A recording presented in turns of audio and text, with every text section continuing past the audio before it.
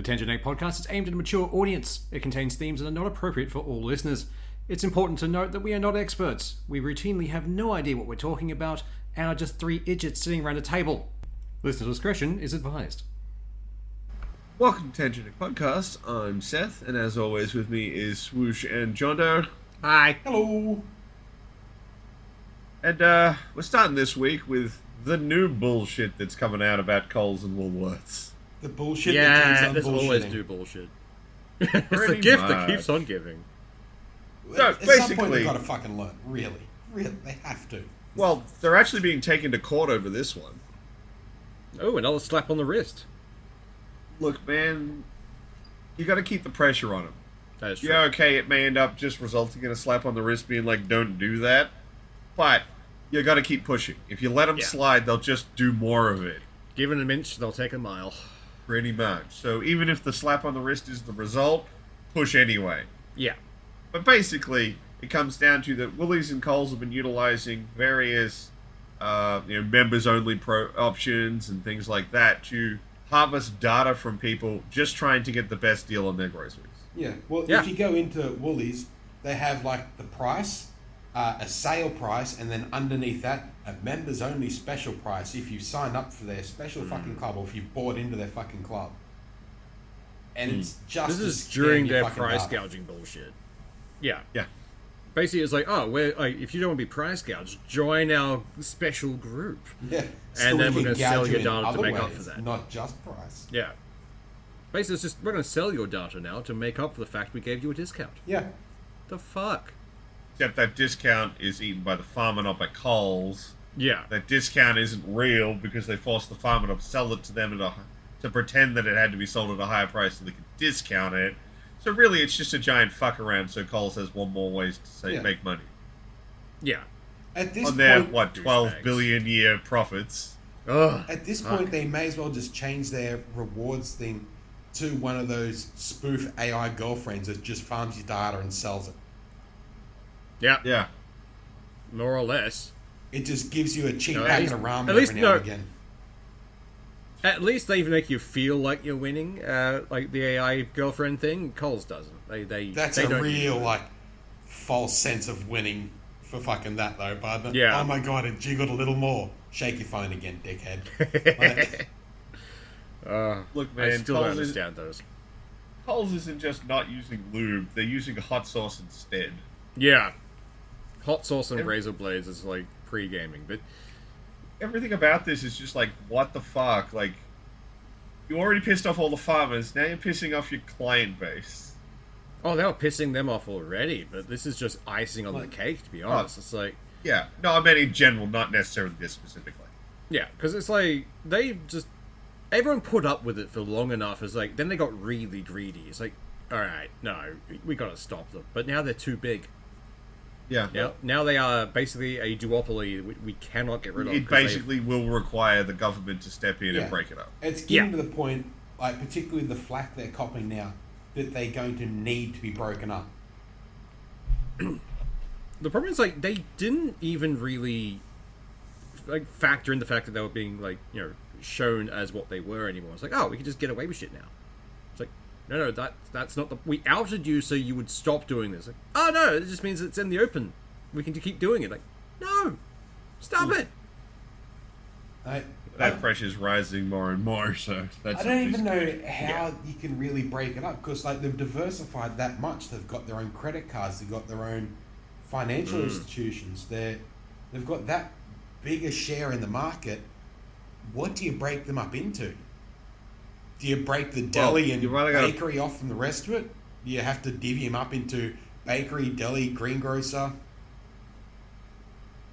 I mean, the way it used to be? Yeah. Look, I'm pretty sure if anything happens, it'll probably be more likely that there'll be, like, price capping Yeah.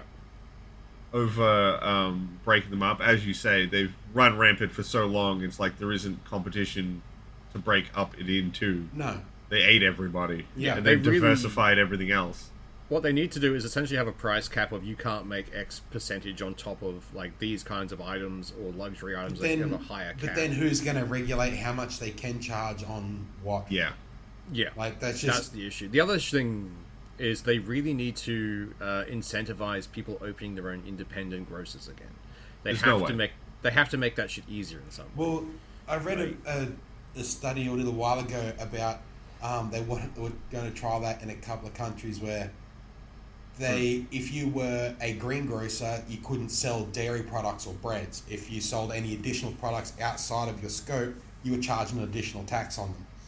Like your company was charged that tax that couldn't, like it was on your yearly profit, not so much what was charged at the door. So you couldn't have your butcher selling green goods and milk and shit out the side. And it stopped, or it was meant to stop these large corporations from selling everything and undercutting everyone. You could go back to a butcher, a fucking baker, a greengrocer, and all that kind of thing to try and diversify the market again instead of just large lump sums. Yeah. I don't think that would work here simply because Coles and Woolies are that entrenched. Yeah. They'd probably just eat that tax and not care. No. Pretty much. Like, the problem is, like, you'd have to, like, if you go further out of a major city here in Australia, all you have is Coles and Woolies. There is very few places outside of other large-scale cities, like, say, Mackay, Cairns, Rockhampton. If you're anywhere out of that area, you either have to travel 4 hours to get to a fucking grocer, or cop it and just take the loss and pay the outrageous prices. What small supermarkets did survive, once Rona hit, it knocked so many more on the head. Once Coles and Woolies started on that click and collect and no one else could open up, that really bugged them. Yep. That was... Not to mention the fact that those guys would have lost so much money on produce. Like, they had to be closed for long enough. Entire inventories had to be reordered when they opened again. Yeah. Which then caused mass delays because everything couldn't get in the country and just fucked them further. Like, there was no winning after that. But yeah, so that's their new scummy thing. They're selling your data while you try and make food worth buying. Yeah. Every time we think we've hit the bottom of the barrel when it comes to these fuckwits, it turns out that wasn't the bottom. That's the hardened layer of scum, and we just break. They'd already dug through that. There is no actual bottom to this barrel. Just deep as shit.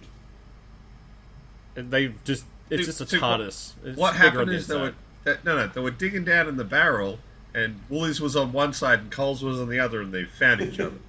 They've met in the middle. The barrel was actually sitting on top of a drop dunny, so it wasn't so much as dig through the bottom as fall through the bottom into the shit that just keeps going. Keeps going forever. Do we want to talk about something more positive then? Yeah, we can try. We'll find a way to make it negative. It's good. Well, I mean, you can look at it negatively if you want. The current and former CEOs of PlayStation have both stated that exclusives are the industry's Achilles heel. Honestly, this needs to be put into a slowpoke meme. Right. It's taken them how fucking long? Yeah, the current and former heads of PlayStation have stated this, being the only company that's really pushing for exclusives. Yeah.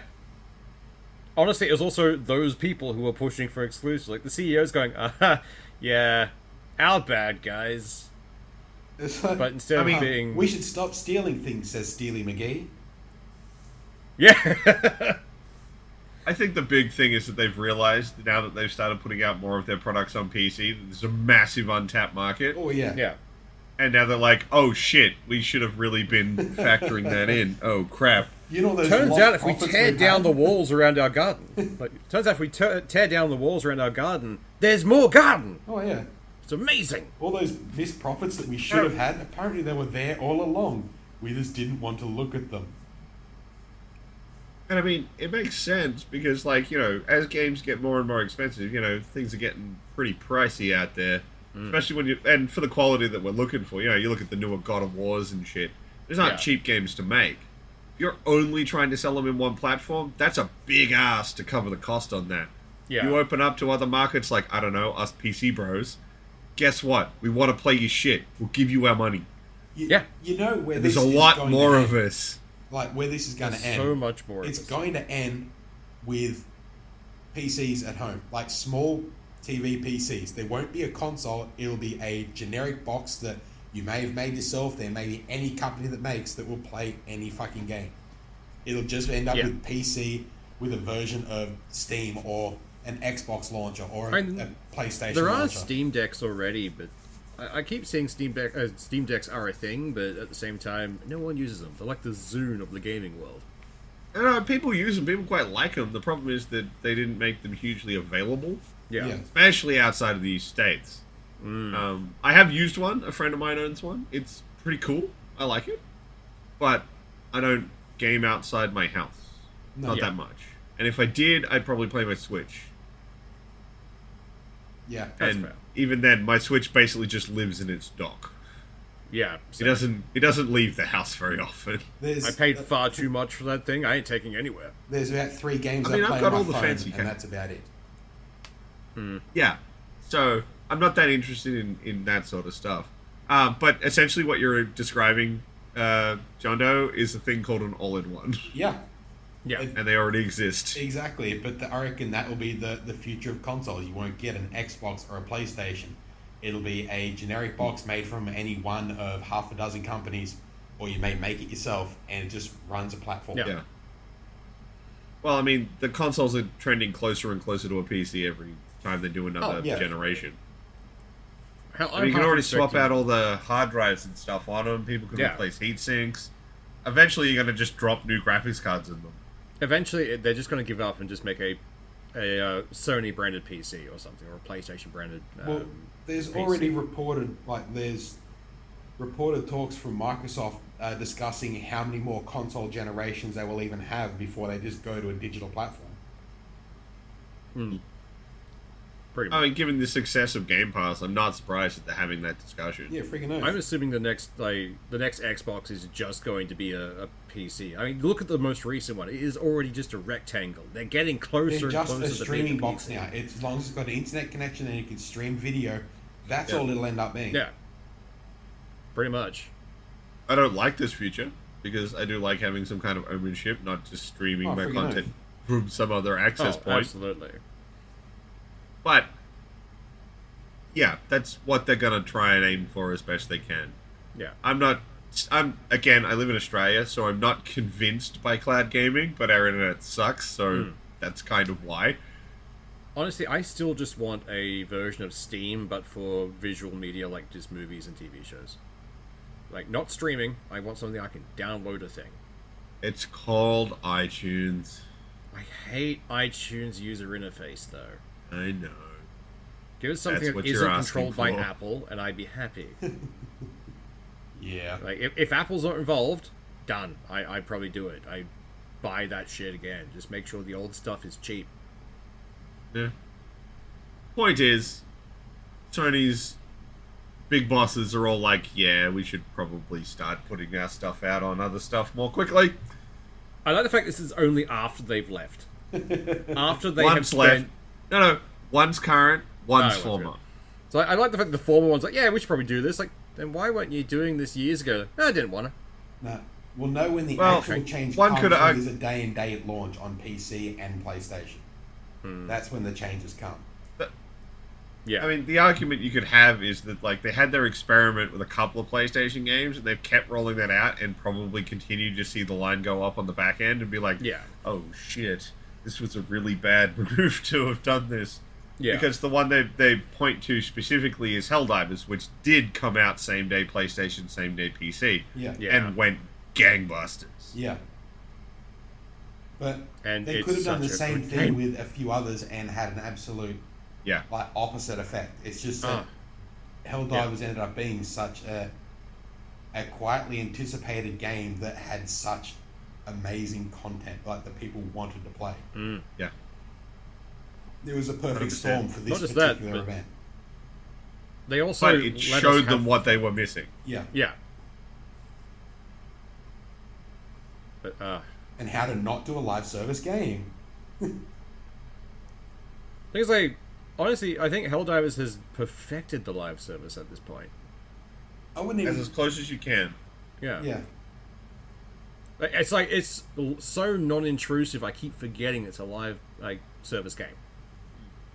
Like other games, like it's live service. Here's the new battle pass. Go. Whereas these guys, they pop in. It's like, did you know the bugs took this planet? How fucking dare they take that planet? Are you going to stand for this? At which point, the entire community yells no and runs off in that direction. That, and they've got a new. They call their battle passes war bonds. Yeah. They've got a new war bond coming out, and everyone's foaming at the mouth for it. Yeah. No one's like, oh, fuck, another battle pass? Everyone's like, gimme now! Yeah. I need more weapons to fight the bugs! So when the new one comes out, can you still access the old one? Yeah. Yes, the war bonds are eternal. Yeah, they so never they've go taken the Halo strategy for it. Halo Yes. Infinite, you can access all the previous battle passes regardless of which one's currently out and work your way through any one at any time, which is pretty cool. Oh, yes, they've done that.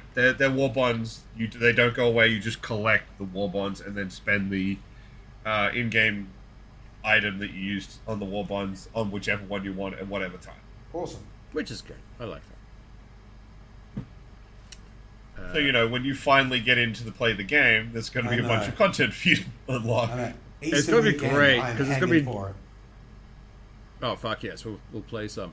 But all it'll be like John Doe joining as like a level 1 recruit, and there's like, the other 3 of us in the squad just like foaming at the mouth, all level 30. I'm coming up on the cab. Or at least the current cab. I got distracted by Final Fantasy VII, so I'm a bit behind. Although I'm kind of hoping the turnaround on that one's going to be quick too, because the exclusivity period they have set for the second half of the Final Fantasy remake is a lot shorter. Yeah. I don't know what that means they're going to do with it after that, but still might end up waiting a year for it to come out on PC. But they have shown a shorter turnaround time, so maybe we'll get it quicker. They're at least opening up to the idea of having things happen faster. Like, honestly, the promise of money is what keeps Sony going. And if there's money to be made, they'll do it faster. Yeah. Especially now that they've openly said, yeah, fuck it, we'll tear down the garden wall. At least maybe make it a waist-high wall, so it's like, we'll keep the game in here for a little bit. We can pass it to you very easily later. What about the sneaky announcement of Ghost of Tsushima on PC? Yeah, that just fucking snuck up on us. Like I don't remember that announcement anywhere, and then I just popped up saying, it got Ghost announced. Which is kind of funny. Like, the game based around being a ninja was Ghost announced. It's like, smart move, guys. Smart, unintentional move. But, that was... I played that game back on my PS4. It's fantastic. It is one of the best games I ever played. And I was so pissed it was locked on a PlayStation, because I really wanted a lot more people to play it. And now I'm, yelling at everyone, 17th of May, 17th of May. Mate, I am buying that game again. I played the shit out of it on PS5. It was I think I basically 100%ed that game. Yeah. I started the game again when the DLC came out, just so I could, go through the story again. I wanted to play it, but I wasn't going to buy a console just to fucking play it. And then I stayed at an Airbnb that just happened to have that in the back of the cupboard, so I dumped 4 days of playtime into it, and holy fuck, am I hooked. And then the day we moved out of it is the day I seen the announcement that it was going to be on PC. It's like, oh, fuck yeah. Yeah. Nice. Yeah, it's amazing. And it was, some of the scenery in that game is just jaw-dropping. Oh, yeah. I remember one the of the haikus areas... and everything else, it's all based around looking at the environment. It's so pretty. Well, there was that, but it was more just when you're running around, not even the camera-selected shots. Yeah. I remember there was one of the things that was riding up through a forest with long grass. Oh, yes. Shafts of moonlight coming down. Yeah. And it was just what the fuck am I even playing? When you enter any of the long grass fields, just out of the forest, out of nowhere, it's like, what the fuck? It's so pretty! You break that tree line and into the grass, it's like, oh my god. And the dynamic lighting means that when you break that tree line, you get that blinding flash for a second, and it settles back, and you're halfway into a field, what is this? Did I teleport? What happened? Pure amazement is what that is. And I am looking forward to taking the computer I've frankly put way too much money into Yeah. and throwing that game at it and just being like, crank it up, uncap the frame rates, let's put all the graphics features on. Let's go. Maximize the enjoyment. It's going to be so much fun. Yeah, I'm really. They also released the specs for Forbidden West the other day, and I'm like, Yeah. I think mine, or looking at it, I can run just under the ultra settings on that. It's like, okay, that's going to be pretty. I just want to know what the specs are for Tsushima. Yeah. I just want to run that as high as I fucking can and just wallow in the world around me. Yeah. If I knew new graphics cards, so be it. I think you will. You've got a pretty new one. I've got a relatively new one, yeah. So, continuing on with the good news, Nice. 600 Activision QA workers have officially unionized, and it's been recognized by Activision. Yay, that's good. It only took Microsoft to buy the company for this to happen. Also, I think at this point, because of what Sony Music did, no one else can really try any of that shit again. Like, that was essentially a last hurrah for the union busting against a game or, like, media union. Where it's like, you know what? You can't get away with that now, guys. Fuck you. Well, they've been trying to put this So together for years, and Activision was always against it. And now they've been bought out, and fucking, I want to say Bobby Kotick, now that he's got nothing to do with it. Yeah. Yeah. Like, it was going to pass. Microsoft, they've already got several unions in their own fucking offices. There's already an Xbox union. It was going to fucking happen. And like, But I'm glad it did. And this Fucking now marks the biggest gaming union in I think it's the world. yeah. I know it's at least the US. It's the biggest gaming union. I don't think there's a bigger one in the world yet, but there's a couple that are very close. But it's great because it gives a standing point for other unions. Absolutely, Like, and hopefully they can form a basis to build other unions from, so at least then there can be a little bit of parity in the development. Well, and like I'm also really happy that it's a QA team union. Yeah. Because QA testers tend to be the first ones axed when companies want to trim fat. Oh, absolutely. And they are honestly one of the most needed parts of games when getting close to launch. Like, Given how amount of games games we've have been coming out lately that have God, we've probably said the same fucking thing. I think we did.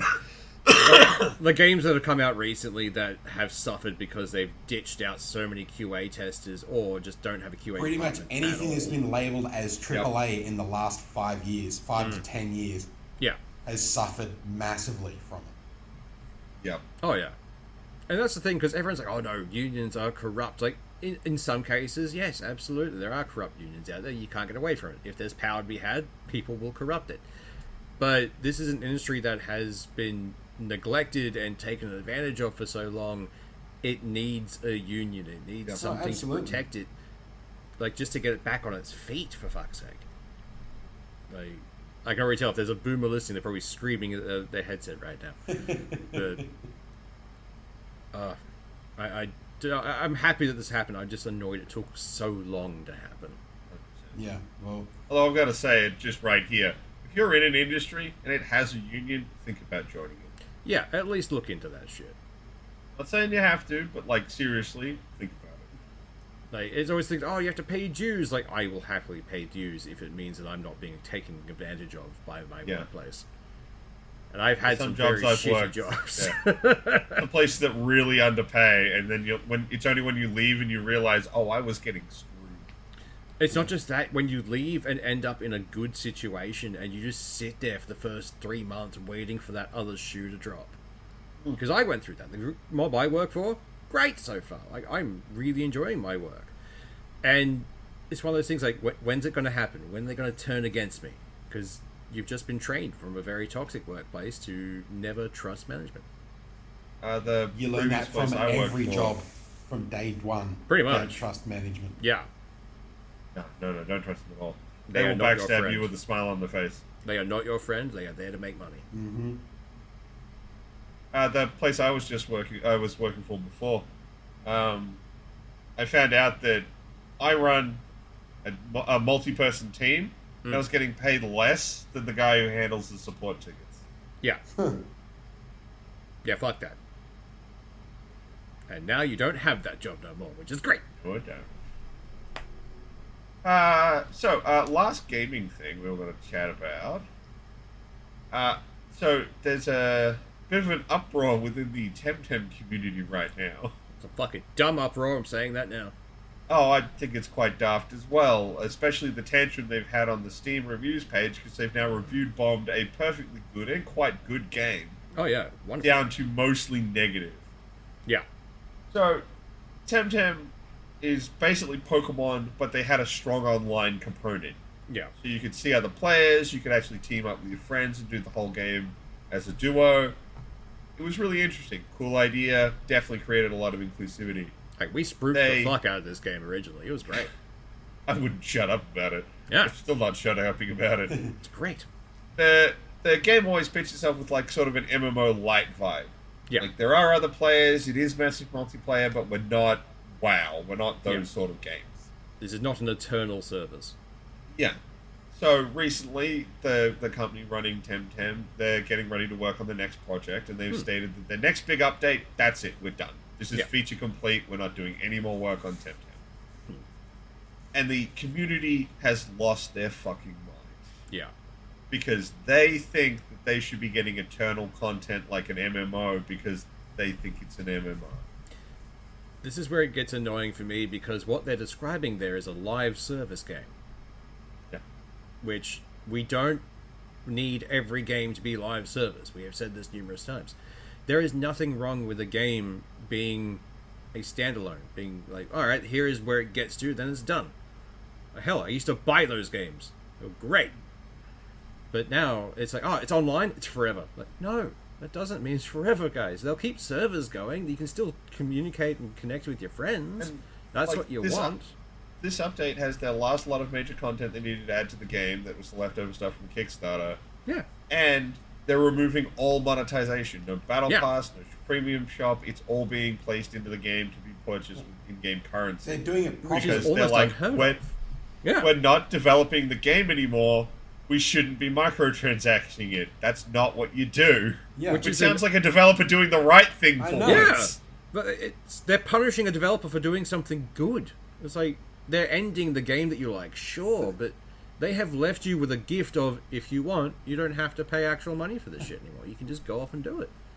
Yeah. You've Like, got I've your seen own a few complaints expectations about out, how- now your butt hurt. That's all this boils down to. Yeah. Pretty much. Exactly. Pretty much. You hyped yourself up for something that doesn't exist, and now you're pissed off. Yep.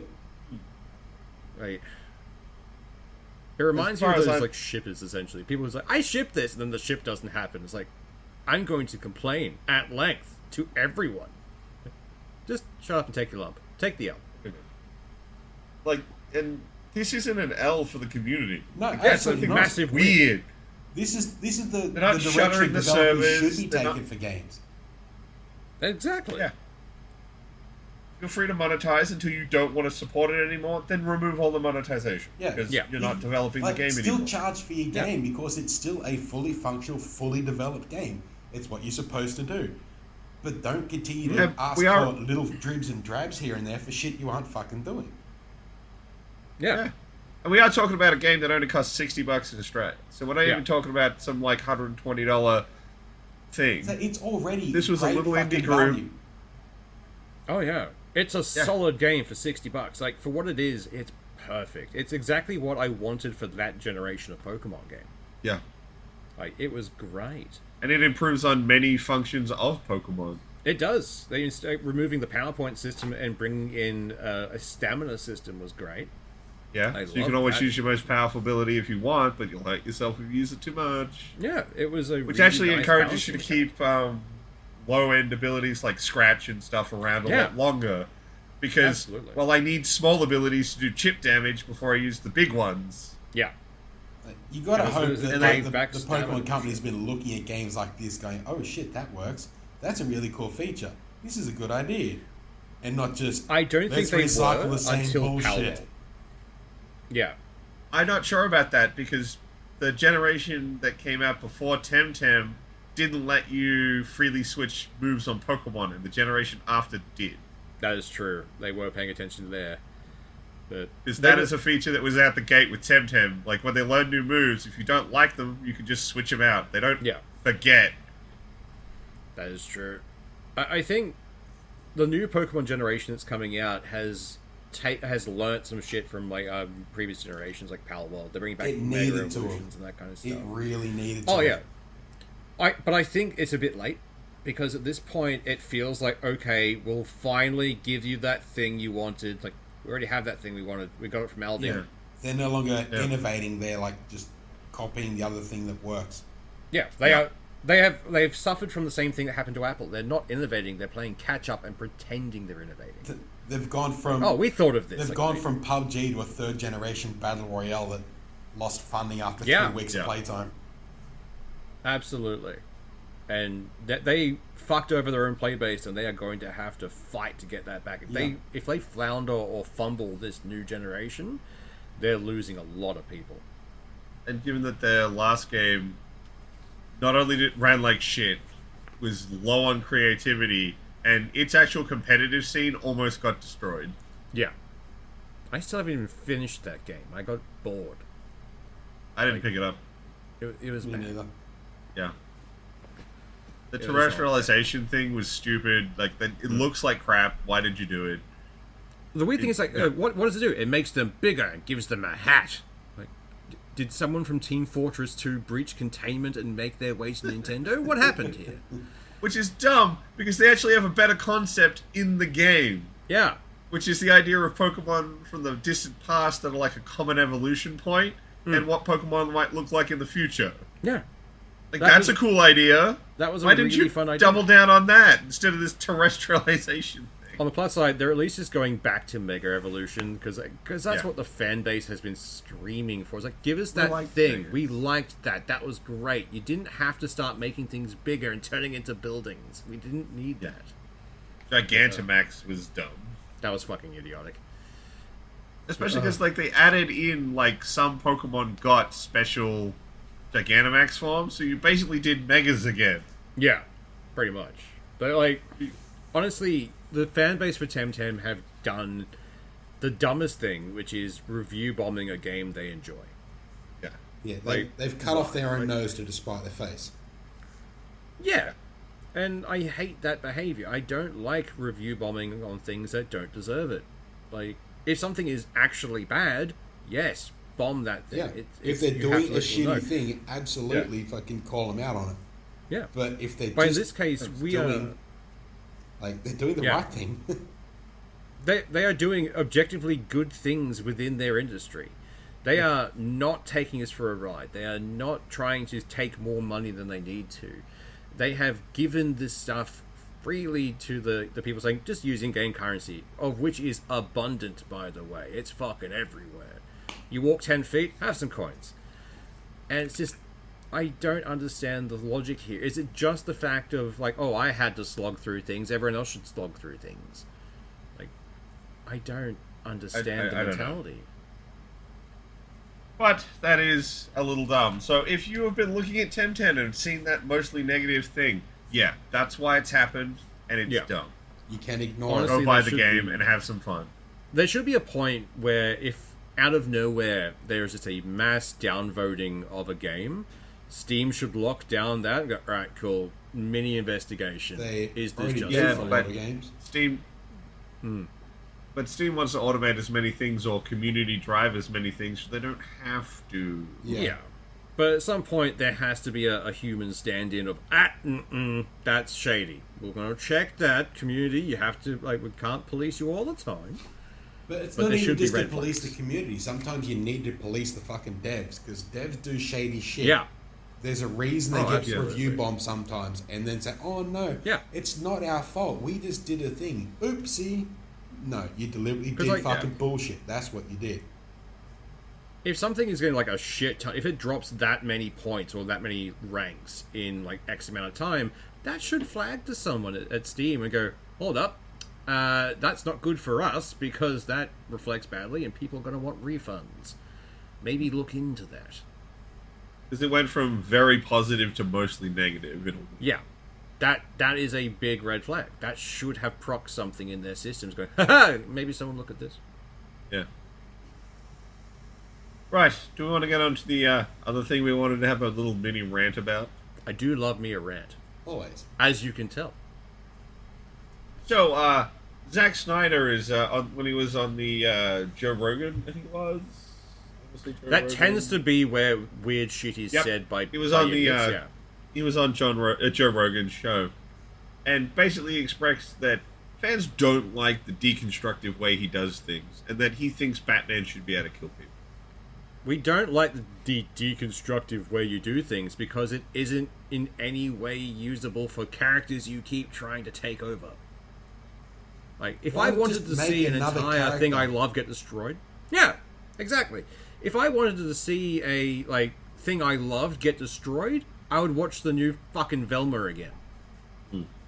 Like, stop changing shit that doesn't need to be changed. Specifically, stop changing core values.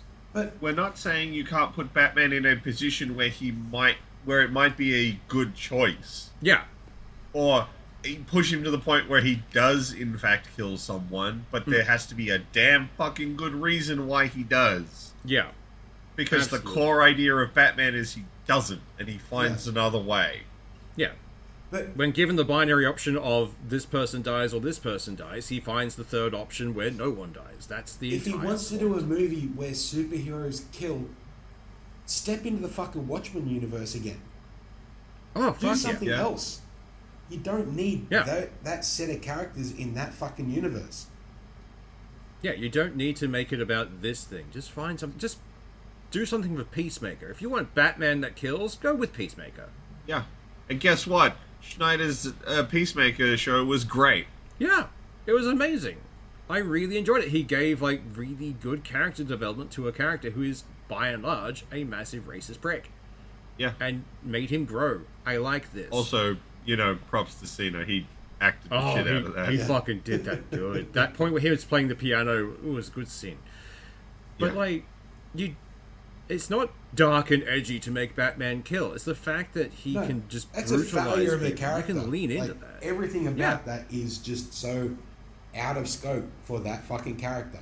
It's not dark and edgy. It means you haven't read the source material. Yeah, you failed to understand the premise behind the character.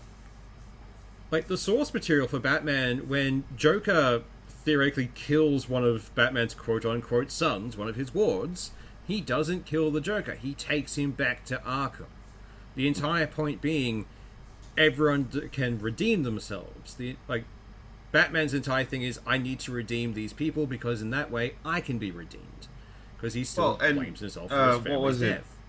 It was one of the things, oddly enough, from the 90s cartoon. Yeah. I will eternally pimp the 90s cartoon Batman. That was the best Batman. That was a great one. Yeah. I will admit there's been other ones that have done really well. There's one of the newer ones when he handles Ace dying.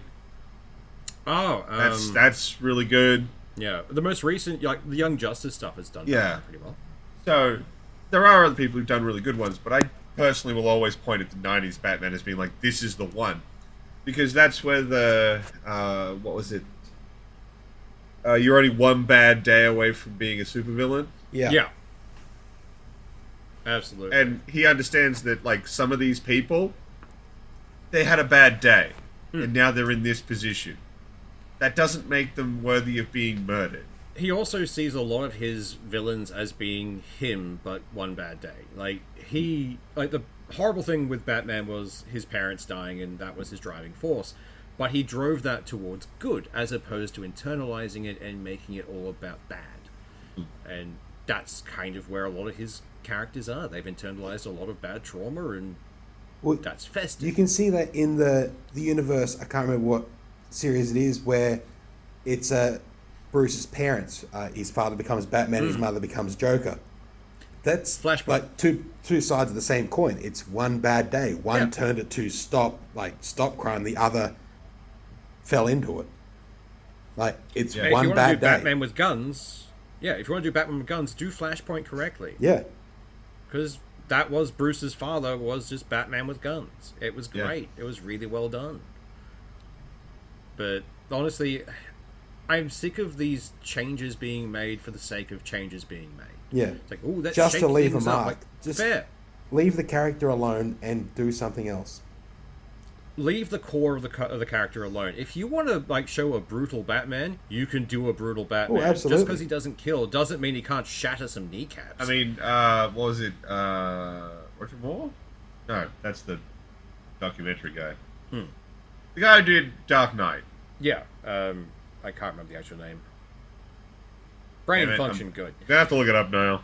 But like while you're looking that up, the whole thing with at one point the animated stuff, because Warner Brothers DC animated, they have some good stuff. Oh, absolutely. Their animated, amazing stuff. animated DC universes are fucking amazing. Watch Young Justice. I will stand by that series till the day I die. But one of the things in one of their, I think it was Young Justice actually, one of the starting of the season was an intervention by the Justice League with Batman. It was the Dark Knight Returns by Frank Miller. Ah, yes, that was a good one. That's the one where they do like brutal Batman. Yeah, but they bring up the point. It's like, we need to talk about the violence, like Batman. It's like, what do you mean? I don't kill anyone. It's like, you shattered the kneecaps of like 20 young offenders, like, and they aren't going to offend again. I'm guaranteeing they aren't turning back to a life of crime. It's like, well, they're kind of screwed now. It's like, are they free? Are they in jail? Like, well, no. Then they're fine. They can learn to go back again. Rehabilitation. It works. And it's like, that's a brutal Batman. That is the way you point if you want that kind of thing. You don't have to give him a gun. Just unleash him on the populace. But like, if you wanted like a Batman that kills, fucking Affleck's Batman, you cannot tell me that Batman did not fucking kill someone. Yeah, no, that's fair. He dropped a city on people. Well, I mean, like, the joke with a lot of Batman content is, like, you look at the games. Arkham the best series. With the one. tank. The best one was actually Arkham Origins, where Yeah. it's actively in the middle of a snowstorm, and you're just punching dudes unconscious in the street. Yeah. Just leave him Yeah, those guys are dying. there. At least one person has died of exposure. Like, we're not saying Batman is exactly a good guy. He's more of an anti-hero now than he ever used to be. Yeah. But you can lean into the brutal side without expressly having him kill someone. Like, And you can put him in a situation where he may need to make that choice. yeah. Hell, he may even kill someone in that choice. But you have to make it something. It's not just, oh yeah, Bruce can kill now. Yeah. Though There has to be a reason for it. I really like that new iteration of Batman with I want to say Robert Pattinson, whatever his fucking name is, where he's a bit more of a detective than he is just straight out I crime do fighter like that. ass kicker. Yeah. Well, he is supposed to be the world's greatest detective. Exactly, it's that very was his stunned. original stick. That's what he did Yeah. before he just became I am the Knight. Look, I like Batterson. Batterson's good. Yeah. Yeah. He like year one Batman, fucking fun. It was entertaining to watch him fail. Because he wasn't the infallible greatest detective yet. He was still And learning. the thing with the cape. Yes. In Ah, fact, he almost axes himself in his getaway attempt. I like that. Yes. The fact he stalls the Batmobile. All that like lead up to yes, it's so intimidating and sputter. Like yay. yeah. But I'd like to see that Batman a year or two later, like once he's sort of sunk into it a little bit, but he's still got that whole detective, like, I need to solve this, not just, definitely. here's a room full of goons, I'm going to kick the shit out of them, and one of them will tell me what the next room is. The Riddler was actually a really good start for him. Yeah. I quite like that. And then throw him against a actual decent Penguin next. Yeah. Would be entertaining. Like, an actual effective mob boss would be good. Yeah. Because, Batman's still just a guy. Mob tactics will work on him. Yeah. Can't shoot him. Yeah, you can't just shoot the crap. Get a couple of Tommy guns and point them at him. He's going to have to run for a bit. He's not going to be able to tank that. He's not Soups. No. So, do we want to get on to our major topic for the back half of the episode? Probably a good idea, because we could sit here ranting about DC for a fair while. Oh yeah, we could. Why do you think I'm stepping in? One day we will just have to sit here and talk about like DC and Marvel Although, things. before we move on to that, I do want to get one quick thing in here, just because it's my new favorite quote from the CEO. Yes. So this is the CEO of New Blood. They publish a lot of Boomer Shoot games, Dusk, Medieval, Gloomwood, Overkill, a lot of other stuff. And they were talking about about getting the Dusk ready for modding. And this is the quote he put out, and I freaking love this. If there's not an anime big titty waifu in Dusk by the time we're done with the SDK, we haven't done it right. Yeah. Absolutely. And it's really nice to hear a CEO quote that isn't just fuck the poor. Yeah. It's, here, have the thing to mod it all you want. I better see some titty waifus in there later. Yeah. I want to see me a big titty goth girl in there at least in the next 10 minutes. Come on, guys. Chop chop. It's the boomer shooter version of Bethesda's Time to Thomas. Yeah. Yeah, pretty much. Time to big titty waifu. I just had to throw that in there. That is an amazing quote. Probably one of the best quotes from a fucking game dev in a very long time. Oh, that does remind me. There is actually a game term or a industry term, which is TTP, which is time to penis, which I find hilarious. Learning that in the uni days was fun. My favorite one is that there's a speedrun category for Mario, the newest Mario, which is time to nipples. Because one of the costumes for Odyssey is Mario just in like swim trunks and no shirt.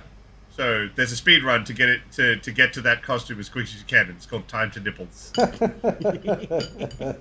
If left in the room, awesome. We will do some dumb shit as gamers.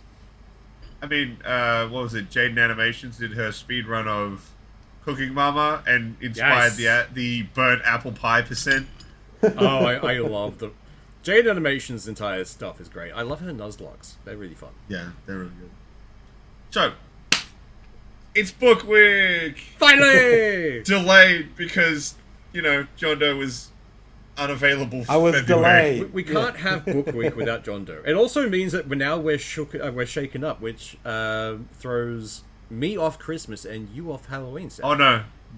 I will, even if I have to do 2 months in a row, I will do the Halloween book. That is fair. You are a horror guy, so I'm okay with this.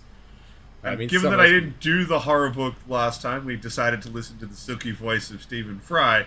I've still got the book I was gonna put there. We still did technical we didn't horror. have horror, we had spooky. We had spoopy. Yeah. We had spoopy British. We had campfire horror. Yeah. Yeah. But campfire it was horror really with good. a very wonderful voice. It was amazing. But point is, I still have the more like squeaky horror book I was going to do that month, so And now hell, I may put that terrified. through the year just to get you off base. It's not expecting it. That's a good point. Fuck, he's learning. So the last book we read, which was supposed to only be for January, but ended up being January-February, was Dead Tired. I enjoyed Dead Tired. Yeah, It had a lot of the same stuff as Stray Cat Strut, like the same feel to it. Sex scenes, thankfully. Yeah, I was a bit concerned about that, considering one of the first characters he makes is a tiny cat boy that calls him Bone Daddy. that was really the only thing I didn't like about this entire book. Yeah, same. I was not a huge fan of that. But I had to stop and think at that point when I hit that in the audiobook. I had to stop, like, given your reputation for rampant sex scenes with a couple of lesbians, I don't know if I trust you with a lich and a fucking small child, man. Come on. I do believe Alex is quite large. Yeah. I don't know. They mentioned he appears very small-figured, I think is probably the best way of putting it. But yeah, he is tall. I think they mean like proportionally, but I think he's actually quite tall. Yeah, which is good. But like the whole book I enjoyed. That was just one jarring aspect of the game of the book that threw me out of the whole thing. It's like you could have had almost any other character archetype in that role. It didn't. There was just, to me, that was just a way too far out of left field for the whole setting for it. Yeah, it was a bit. I don't know. I enjoyed Alex. I enjoyed it after he grew on me a bit. Absolutely. I do like that the character was entertaining. The puns got a bit old. I will give it that, because the laugh went a bit too long. That was the one thing that I think made the puns tolerable. Yeah. Was we're just going to immediately lampshade it that literally only Harold thinks this is fun. Yeah. It made it tolerable, but at the same time, it's okay, I'll suffer through the laugh. I play this at faster than normal speed. And even I was like, all right, the laugh needs to stop now, man. The laugh needs to stop now, man. Oh, yeah, no, it's definitely a little too long. Yeah. But it's not a deal breaker. It's like when the next book comes out in this series, I'll probably pick it up. Oh, definitely, I'll still pick it up. I had enough fun with the character and the setting. The character was fun. It's just an overpowered, like, lich who has killed gods to dissect them.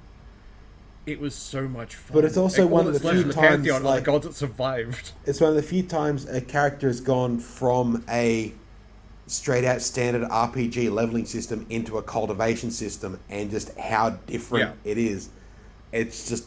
I've enjoyed that about it. Like, well, he's already maxed that out, so if he steps into cultivation and goes up that way, it's going to be interesting.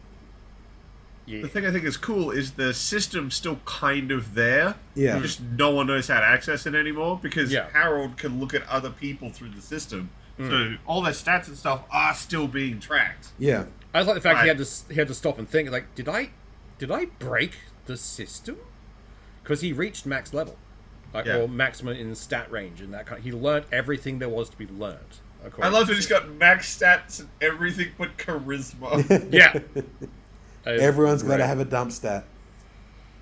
I also love the fact that he just does dumb shit for fun. Like, when he's fighting the first master, like the poisons master, it just doesn't work on him because, skeleton. But he fights through their elders and then goes against the Grand Master. But the entire group or the school, like, we have to just, like, for defense, like, and mass teleport into a lake. I don't want to deal with you. You're over there now. And that becomes a trope. He just keeps sending people into lakes. Yep. There's a lake nearby, and you annoy him. That feels very much like the Indiana Jones scene where sword fight. Here's a gun. Yeah. Done. It just felt very much like that, and it just made me laugh. I mean, it kind of falls into the same kind of category that One Punch Man does. Yeah. Where the main character is so OP, he could flatten everything and not think about it. But he's not going to. And I just like the fact he's watching he's participating in these fights just for research purposes, because he wants to figure out what the fuck happened to the world, and the best way of figuring it out is like, oh, cool, you've merged a couple of weird techniques together. Let's see how that works. Alright, you're doing these things in this way, but you're doing it in a very obsolete method. Alright, that makes sense. Like, it's fun. When he climbs the mountain and just walks through all the gates to the gods and meets one, they go, oh, you're back. Oh, yeah. Shit. And the fact there's a new god who is just, like, trying to arc up in front of him. The other one's like, no, stop that, stop it! But the fact that they only got so strong by using one of his fucking phylacteries. Yeah. Like, his phylacteries that are scattered everywhere. It's like, what do you mean? Like, your one phylactery is like, one? Ha! I have so many of these. You don't fight the god of death. You can see the number 42 on the side of it, or 36, whatever is on the side of it. Yeah. And these are like the first iterations of them. It's like, what the fuck, man? Like, the guy killed death. Like, he's not going to die. I think the thing that was particularly poignant with that particular bit, the gates, was the monk that tried to go with him. Yeah. Yes. He's like, you get here, you pray, you offering stuff, and then it unlocks the door, and he's just like, knock, open door, walks through. Yeah. And this monk is trying to keep up with him despite the spiritual pressure getting too oppressive. I love that, like, Harold's just like, are you okay there, man? You good? He's like, no, I must keep going. I can teleport you back down, you don't even have to walk. And I like the fact that he eventually, like, he passes out with that other goddess turning up. It's like, alright, can you take my friend? He was very good company. Can you just make sure he gets down safe? Like, he's a lich, but he's still a nice guy. He's not like an evil, malevolent person. He just wants to do what he wants to do when he wants to fucking do it. Get out of my fucking way. He took a nap for a while so that people would forget about him so he could come back and figure out what happened with the world. But and just got woke up early. Even when he took over the world, it wasn't to be an evil lich. It was because he was bored, pretty much. Just, he wanted to learn some more. It was because he was bored and people were hoarding secrets. And that's why he hates this new age, because schools hoard their secrets so, like, fervently. It's like, no, knowledge should be shared. Fuck you. Yeah. And it's a great idea for an overlord of sorts. It's like, all right, I'm going to take over. Free education. Let's go. Yeah.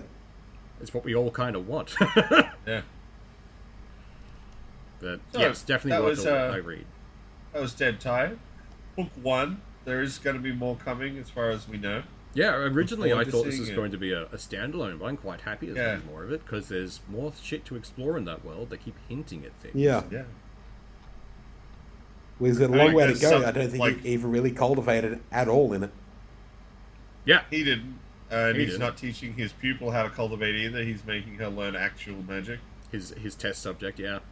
Yeah. I like the fact her class... Limpet. Yeah, like Limpet. I like the fact her class is listed as test subject. Yeah. It's great. So, you know, we've still got to see what happens with her. He hasn't done any cultivating. There's some kind of, like, big religious war against the undead going on. I'm assuming because of him. Yeah, probably. But we don't know. You don't get to kill your way through. We want to find out. You don't get to dissect your way through a pantheon without at least getting one religious war against you. Come on. Oh yeah, it's sort of the whole point. The fact that he just nonchalantly mentions he's dissected gods. Yeah. It's like, why? I wanted to see how they worked. Did you find it out? Like, yeah, that's fine. Pissed him off, but I got there in the end. Yeah. So yeah, that was Dead Tired. I think we all recommend this one. Yeah, definitely. It was good. The same writer makes another series we quite enjoy, like Stray Cat Strat, so there was no way we weren't going to enjoy it on some level, I think. His writing is just really fun. Yeah. Like, there's always a couple of things that make us a bit squiggly with his writing. Like, I love Stray Cat Strut. I could do without the straight-up sex scenes every so often. Well, for an entire chapter. Look, the annoying bit is they know how to do it, because when they first use Mr. Tentacles, they do a fade to black. Yeah. Yeah. Just come into the post-coital scene. That's fine. Yeah. No issues. I'm okay with the fade to black here. the I need to make you jack off on the side of a school table thing from the last book, which is like, why? Why did you do this? That was a bit out of left field. Like, alright, you have a fetish there, man. That's fine. You can have that. I don't need to be a part of this. It's okay. Yeah. You don't need people to help you with this. Anyway, let's not relitigate the weirdness of Stray Cat Strut sex scenes.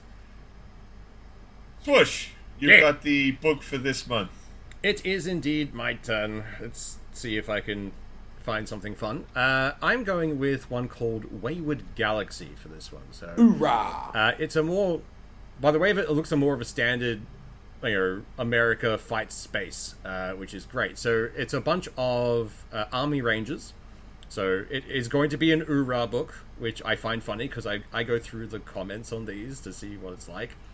And the only bad reviews have been too much Ura. Like, it's army rangers in space. What do you expect there, son? But the idea is a contingent of army rangers are put on the first colony ship to assist the colony in setting up on a new planet. When they arrive, they're fleeing a war-torn Earth with some kind of alien scourge on it. They arrive to find that same scourge kind of there. It's like, oh shit, okay, that's gonna be fun. Followed by the fact that their AI is a bit mental after they've been in high cryosleep for God knows how long. So that's entertaining. And it seems like it's going to be a good lore dump into a new world. So it's not a lit RPG. It doesn't appear to be a progression system either. No. It's just straight up sci-fi. These are the style of books that first got me into audiobooks. Just the old military sci-fi, and I was all for it. So I'm looking forward to this one. Military sci-fi. Honestly, it's a good popcorn sounding book. We're gonna get some oorah, we're gonna get some fighting, gonna get some stupid banter between soldiers. I'm keen. I need this, I think. I need a break from lit. I still love lit RPG kind of stuff, but I need a break. You better like it, because Demon Tree Part 2 comes out at the end of this month. It does too. I'm looking forward to that. That's also the fact of it's not just generic dude thrown into world. It's a guy is a tree now. Like I like this premise. But so, Wayward Galaxy by Jason Anspach. Yes. Is what we're doing this. Also narrated by R.C. Bray. He does really good kind of like sci-fi and military books. I like the way he does his narration. It's very nice. Oh yeah, he did all the narration for Expeditionary Force. Yeah. So he is a very good narrator. So at this point, even if the story is not amazing, you can definitely get through just on his narration in most cases. Like he's very good. It's a nice safe one this month. You don't want to finally hit your stinker, do you? No, when I hit a stinker, guaranteed it's going to be a fucking bomb. I cannot stress that enough. You guys got yours out the way early. If I keep getting good books, eventually I'm going to find the stinker of all stinkers. I mean, that's going to be an achievement, because Catch-22 was a fever dream, and Last Hacker was just what the fuck? Yeah. Oh, God, I'd scrubbed most of the Last Hacker out of my head. Like, that was a fucking bad one. Yeah, that was a thing we read. And Catch-22, I swear to God, I felt like I was going insane. I honestly believe that was weird. the entire point of that book, to make you feel like you're going in circles. I think it has to have been. It just made you feel like you're going in circles, and no one gets their comeuppance. They're all just bad people. Yeah. I genuinely think that's the point of it. Oh, it has to be. There has to be a point behind that madness. God, I hope there is. Anyway. So, Wayward Galaxy, we'll watch that, we'll have some fun. The best way I've seen this explained so far, where is it? An explosive military science fiction adventure featuring defective AIs, valorous soldiers, a brilliant scientist, a gritty combat, written by Jason Anspach. So yeah, it's going to be fun. Very simple. I think we could all use a little bit of a break. Oh, yep. Definitely. We have binged mightily on the teat of the Lit RPG. Yeah. It is a... We don't want to burn out on it. We want to keep going at this for years to come. Take a break. Like I said, we've got it. One of me and Swoosh have both read the Demon Tree one, and it's really good. So I'm looking forward to that, but I would like to take a Lit RPG break between it so they can really enjoy it again when it comes around. Like, I've branched out into more, like, still progression and that kind of stuff, but more sci-fi based. So the completionist system, which is a game, as opposed to it being a new world.